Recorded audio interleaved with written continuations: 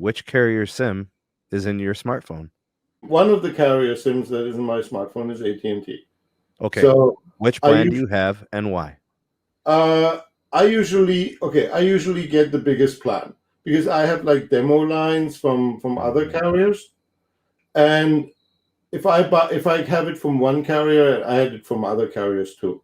But I need one carrier SIM so that nobody can say, "Oh, Roger is saying that because so and so gave him free service."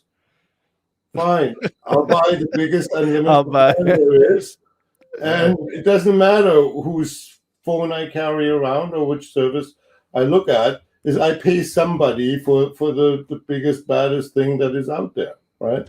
Roger, how is the LTE on? How's the LTE on the AT&T network for you? Well, personally, for me, it's fine because okay.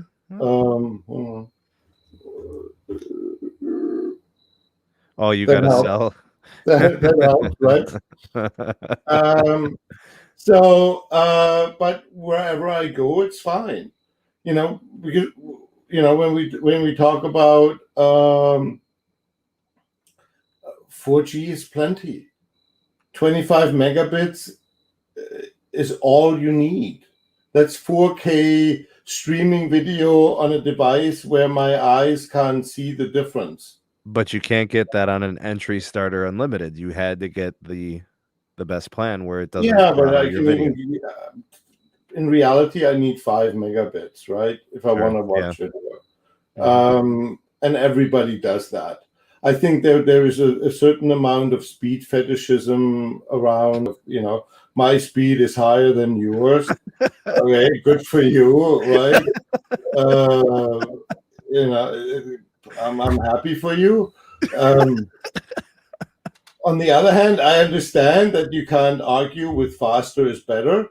It's just like saying more money is better than less. Mm-hmm. But if somebody has only $1 in his pocket, it's in a different position. If somebody has $1,000 in the pocket, right? The $1 makes less of a difference.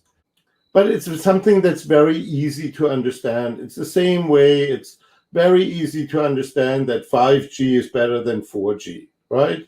How's the 5G experience on AT&T, Roger? The same. Doesn't matter. Doesn't matter. When you look at the technology, right? What's the difference between 4G and 5G in reality? Like the technical? Yeah. The old. We've talked about it. It's the scheduling. It's the scheduling, which is like 10%, right? Maybe 20, right? And you're going to get a little bit better spectral efficiency with the full band, right? So if you throw the same amount of spectrum behind 4G and 5G, one is like 10% faster. So congratulations, you went from 30 to 33. The only way you realize is a speed test. Roger, why do you always do this? You always bring us back to earth. You always bring it all back down. It's. I feel like sometimes we need that, Roger. I think. But the realism. I don't get all your concern is availability and dependability. It's not so much the minutia of the detail. Does it make a difference? Yeah. Does it make a difference in my life? Right.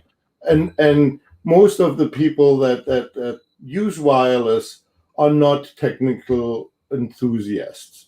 They're not device enthusiasts. What's the number one reason why you get a new iPhone? Oh, my battery lasts longer, right? Oh, and I can take pictures when I'm at a party and the lighting isn't great. One could argue the incentive comes from upgrading through a carrier promotion. They give them a good deal. Well, that makes it easier, but right. The driver is slightly better feature of some sort. Slightly,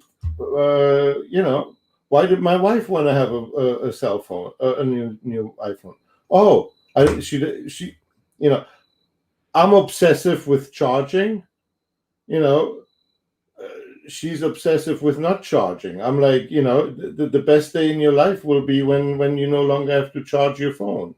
Right, which might come actually, but 4G, 5G, consumers like simple messages.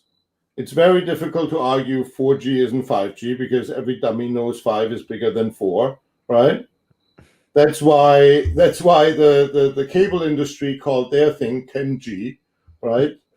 Okay, because it's not More G's, right? more G's, I won, right? It's like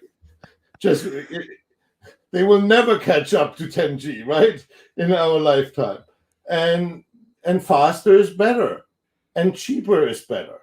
It's very simple messages that you have a really hard time arguing against.